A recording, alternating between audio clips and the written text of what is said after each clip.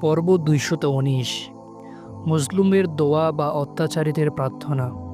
ইব্রাহিম তামিমি একবার বলেছেন, যখন কেউ আমার সাথে অন্যায় করে তখন আমি কোনো করুণাময় কাজের মাধ্যমে তার প্রতিদান দেই।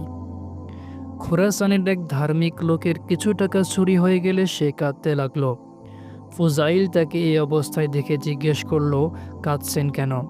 সে উত্তর দিল, আমার মনে পড়ছে যে কিয়ামতের দিন আল্লাহ আমাকে ও চোরকে একত্রিত করবেন এবং তার জন্য আমার মায়া হচ্ছে, তাই আমি কাঁদছি।